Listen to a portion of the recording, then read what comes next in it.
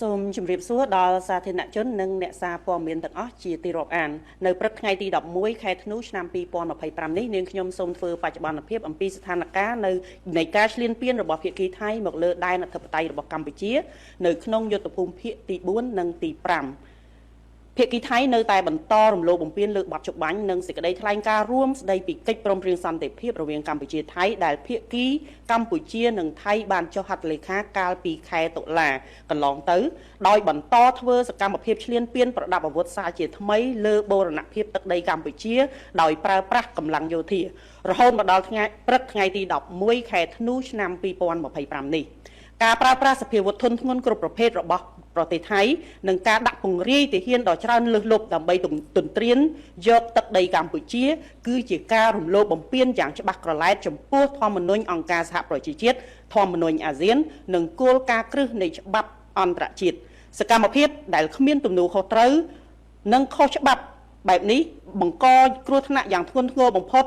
មិនត្រឹមតែសម្រាប់សន្តិភាពស្ថិរភាពក្នុងតំបន់ប៉ុណ្ណោះទេប៉ុន្តែថែមទាំងប៉ះពាល់ដល់មូលដ្ឋានគ្រឹះនៃសន្តិភាពអន្តរជាតិផងដែរ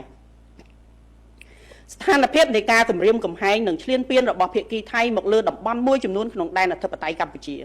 1ស្ថានភាពចូលមុខនៅក្នុងសមរភូមិទិសយុទ្ធភូមិភាគទី4ភាគីថៃបានបើកការបាញ់ប្រហារមកលើកម្ពុជាគិតចាប់តាំងពីថ្ងៃទី3ចាប់ពីវេលាម៉ោង3:00នាទីរសៀលថ្ងៃទី10ខែធ្នូរហូតដល់ម៉ោង7:00នាទីថ្ងៃទី11ខែធ្នូឆ្នាំ2025នៅម៉ោង15:05នាទីយោធាថៃបានប្រើប្រាស់រថក្រោះបាញ់បំបុកចូលតំបន់អានសេះនៅម៉ោង16:30នាទីយោធាថៃបានប្រើប្រាស់យន្តហោះទម្លាក់គ្រាប់បែកចំនួន2គ្រាប់នៅវេលាម៉ោង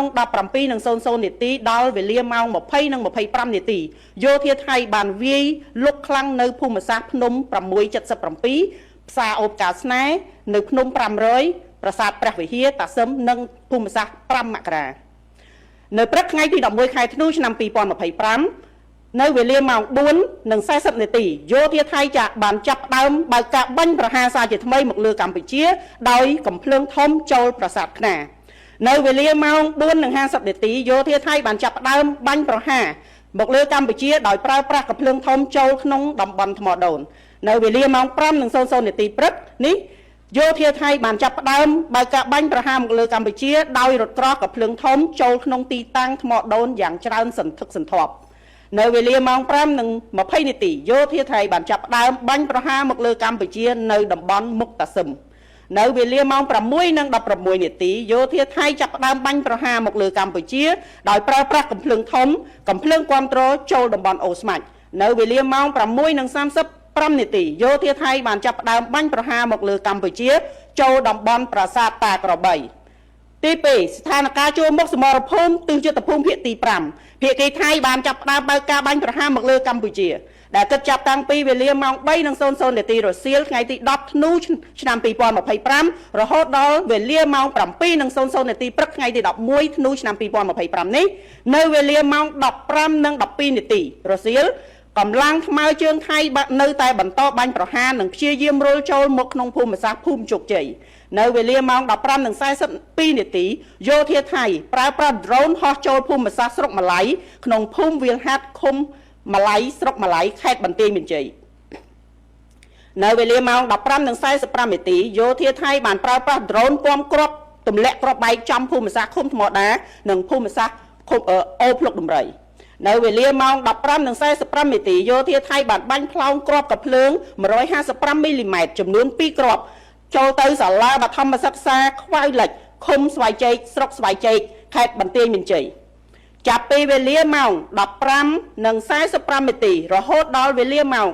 17:30នាទីយោធាថៃបានបន្តប្រើប្រាស់កំភ្លើងធំប្រភេទ155មីលីម៉ែត្របានបាញ់មកលើទីតាំងរបស់កម្ពុជានៅក្នុងភូមិសាស្ត្រឃុំថ្មដាស្រុកវាលវែងនិងក្នុងភូមិសាស្ត្រអូភ្លុកដំរីនៅវេលាម៉ោង17:50នាទីយោធាថៃបានបាញ់ផ្លោងជ្រុំសន្ធឹកសន្ធាប់នៅភូមិសាស្ត្រភូមិព្រៃច័ន្ទ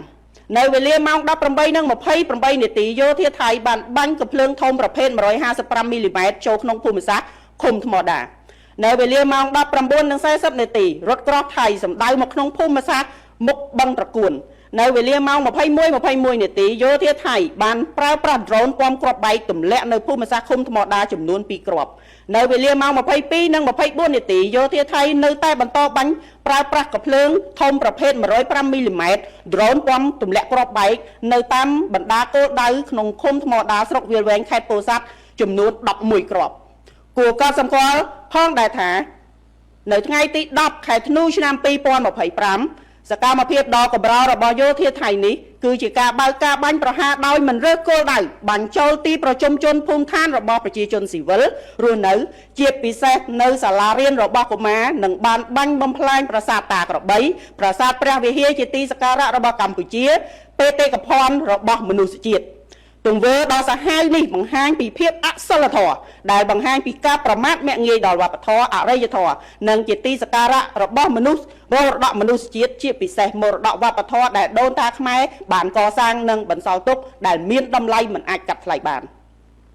សកម្មភាពឈ្លានពានដោយប្រដាប់អាវុធរបស់យោធាថៃបានបង្កឲ្យខូចខាតគិតមកដល់ល្ងាចថ្ងៃទី10ធ្នូឆ្នាំ2025នេះជនស៊ីវិលស្លូតត្រង់បានបាត់បង់ជីវិតកើនឡើងរហូតដល់10នាក់ក្នុងនោះមានទារកម្នាក់ផងដែរនិងមានជនស្លូតត្រង់ស៊ីវិលរងរបួសកើនឡើងរហូតដល់60នាក់ក្រសួងការពារជាតិនៃព្រះរាជាណាចក្រកម្ពុជាសម្ដែងការសោកស្ដាយនៅទង្វើពុំមានភាពស្មោះត្រង់របស់ភាគីថៃនិងសូមធ្វើការច្រានចោលទាំងស្រុងនៃការចោទប្រកាន់មូលបង្កាច់បំភ្លៃការពិតនិងគ្មានមូលដ្ឋានម្ដងហើយម្ដងទៀតរបស់ភាគីថៃដែលคล้ายទៅជាទម្លាប់របស់កងទ័ពថៃដើម្បីយកមកធ្វើជាលេសបំរើដល់មហិច្ឆតាឈ្លានពានរបស់ខ្លួនមកលើដែនអធិបតេយ្យភាពស្របច្បាប់របស់កម្ពុជាចាប់តាំងពីមុនការបើកការវាយប្រហារមកលើកម្ពុជាយ៉ាងកម្រោលនិងខុសច្បាប់យោធាថៃបានបំពេញគ្រប់លក្ខខណ្ឌទាំងអស់នៃកិច្ចព្រមព្រៀងបទឈប់បាញ់និងសេចក្តីថ្លែងការណ៍រួមស្តីពីសន្តិភាពរវាងកម្ពុជាថៃហើយបើទោះបីជាមានការអំពាវនាវយ៉ាងទទូចពីសំណាក់សហគមន៍អន្តរជាតិឲ្យប្រកាន់ខ្ជាប់នៅកិច្ចព្រមព្រៀងទាំងនេះភាគីថៃបានលែងទទួលស្គាល់កិច្ចព្រមព្រៀងទាំងនេះដោយឯកតោភាគីចំណែកកម្ពុជាវិញនៅតែបន្តការបដិញ្ញាចិត្តម្ដងហើយម្ដងទៀតអំពីការគោរពរបស់ខ្លួនចំពោះកិច្ចព្រមព្រៀងទាំងនេះក៏ដូចជាកិច្ចព្រមព្រៀងទ្វេភាគីដទៃទៀតនេះសបញ្ជាក់ឲ្យឃើញយ៉ាងច្បាស់ថាតើកម្ពុជាឬថៃជាប្រទេសដែលស្រឡាញ់សន្តិភាពនិងចង់ដោះស្រាយជម្លោះដោយសន្តិវិធីដ៏ពិតប្រាកដជាក់ស្ដែងយោធាថៃបានប្រព្រឹត្តនៅអំពើដែលរំលោភបំពានលើច្បាប់អន្តរជាតិជាច្រើនរាប់មិនអស់ក្នុងនោះរួមមានការប្រើប្រាស់យន្តហោះចម្បាំង F-16 ទម្លាក់គ្រាប់បែកទៅលើទីកន្លែងស៊ីវិលការប្រើប្រាស់ឧស្ម័នពុលការបាញ់កំទេចទីតាំងប្រវត្តិសាស្ត្រដូចជាប្រាសាទព្រះវិហារប្រាសាទតាក្របីការបាញ់អាវុធធុនធ្ងន់គ្រប់ប្រភេទដោយមិនរើសអើងនិងមិនរើសគោលដៅដែលបណ្ដាលឲ្យជនស៊ីវិលស្លូតត្រង់ជាច្រើនអ្នកបានស្លាប់និងរងរបួសក្នុងនោះមានទាំងស្ត្រីកុមារមនុស្សចាស់ជរានិងទង្វើល្មើសច្បាប់ជាច្រើនដទៃទៀតបើទោះបីជាបានប្រព្រឹត្តនៅអំពើខុសច្បាប់អន្តរជាតិរាប់មិនអស់ទាំងនេះហើយកងទ័ពថៃមិនត្រឹមតែមិនចេញមុខមកទទួលខុសត្រូវចំពោះទង្វើអមនុស្សធម៌និងឃោរឃៅរបស់ខ្លួនប៉ុណ្ណោះទេថែមទាំងមកចោទប្រកាន់កម្ពុជាយ៉ាងងងើលក្នុងគោលដៅតែមួយគត់គឺបង្កើតលេសដើម្បីបម្រើដល់ការឈ្លានពានលើដែនអធិបតេយ្យរបស់កម្ពុជានិងវាយប្រហារមកលើប្រជាជនស្លូតត្រង់របស់កម្ពុជាសហគមន៍អន្តរជាតិនឹងមិនប្រងើយកន្តើយហើយអនុញ្ញាតឲ្យប្រទេសមួយដែលបោះបង់ចោលមាគ៌ាសន្តិភាពតាមរយៈការបោះបង់ចោលកិច្ចព្រមព្រៀងបទឈប់បាញ់និងសេចក្តីថ្លែងការណ៍រួមស្តីពីសន្តិភាពរវាងកម្ពុជាថៃហើយមកជ្រើសការគម្រាមកំហែងការប្រើប្រាស់កម្លាំងដោយមិនខ្លាចញញើតច្បាប់អន្តរជាតិសូម្បីតែបន្តិចអាចបន្តទង្វើឈ្លានពានរបស់ខ្លួនដោយនិទានភាពប្រសិនបើមិនមានចំណាត់ការណាមួយដើម្បីឲ្យកងទ័ពថៃទទួលខុសត្រូវចំពោះទង្វើខុសច្បាប់របស់ខ្លួនថ្ងៃនេះកងទ័ពថៃឈ្លានពានកម្ពុជាថ្ងៃស្អែកកងទ័ពថៃអាចនឹងធ្វើដូចគ្នាចំពោះប្រទេសដទៃទៀតដែលខ្សោយនិងតូចជាងខ្លួនដែលនេះនឹងប៉ះពាល់យ៉ាងធ្ងន់ធ្ងរចំពោះសន្តិភាពនិងសន្តិសុខក្នុងតំបន់ទាំងមូលក្រសួងការពារជាតិទាមទារឲ្យយោធាថៃបញ្ឈប់នៅទង្វើឈ្លានពានរបស់ខ្លួនបញ្ឈប់នៅការផ្សាយព័ត៌មានបំភ្លៃបញ្ឈប់ការវាយប្រហារដោយមិនរើសអើងជាពិសេសលើប្រជាជនស៊ីវិលហេដ្ឋារចនាសម្ព័ន្ធស៊ីវិលបញ្ឈប់ការវាយប្រហារបំភ្លេចបំផ្លាញលើទីតាំងប្រវត្តិសាស្ត្រដែលមិនត្រឹមតែជាសម្បត្តិវប្បធម៌ដ៏មានតម្លៃសម្រាប់ប្រទេសកម្ពុជាប៉ុណ្ណោះទេប៉ុន្តែសម្រាប់មនុស្សជាតិទាំងមូលនិងបញ្ឈប់ការផ្សព្វផ្សាយព័ត៌មានមិនពិតសប្រែទៅជាខ្មៅ